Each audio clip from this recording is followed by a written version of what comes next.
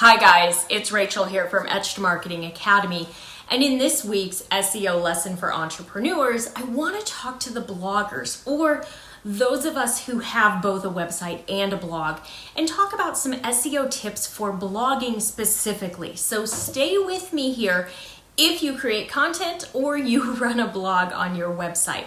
So the first thing I want to talk about is just the fact that blogging can be incredibly beneficial for your business. The reason that blogging can be so beneficial for you is that each time we create a blog post or a new piece of content for our website, and we go through the SEO process, meaning we do the keyword research, we do our title tags, our page, all of our page optimization, title tags, meta descriptions, etc., we give ourselves an additional opportunity to rank.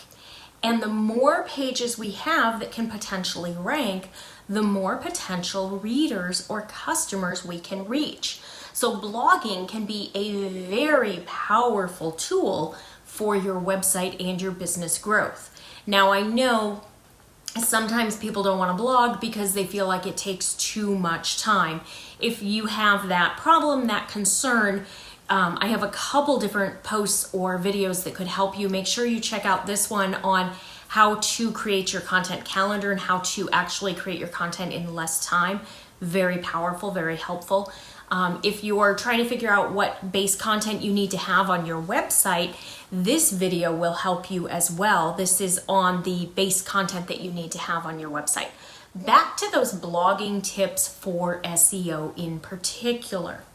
When you are blogging, I want you to go through your full keyword research process to find those opportunities for keywords that you can target on your blog that will help your customer and drive them to your website so that they can start to learn more about your business. Now, when we do this, you want to go through the full process of keyword research. You want to look at your keyword search demand, your competition, all the different things that go into it so that you can make sure you find really good keyword opportunities for you. You also want to make sure that you can rank for that keyword from a competitive standpoint. If you're feeling a little unsure right now about this whole part of the process, I want you to get yourself on the wait list for Simple SEO. This is a big part of what I teach in the class. I teach you how to choose your keywords with confidence and to know that you can rank for them before you even get started. Huge, I know. It's so helpful.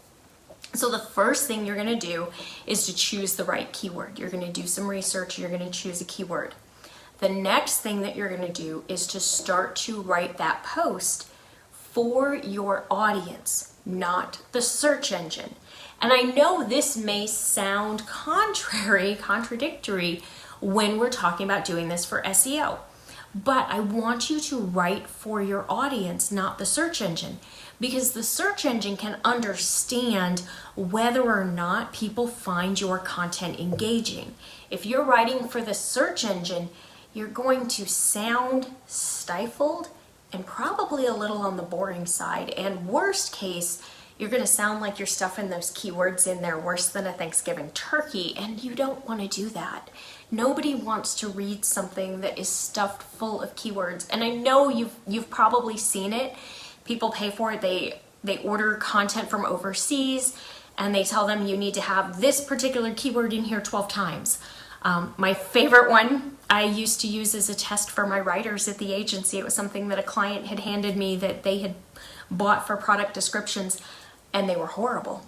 And I made my writers tell me if they were, my writer candidates tell me if they were good or bad from an SEO standpoint and how they would adjust them if they didn't like them. And if anybody told me they thought they were really good, I didn't hire them. So the tip that I gave my writing team that I'll share with you is to make sure you read your content out loud to yourself. So if you read it out loud, you're going to be able to see where it's stuffed or where it doesn't feel natural. So the most important thing with your content is to make sure that it sounds natural and it flows and it answers your customers' questions.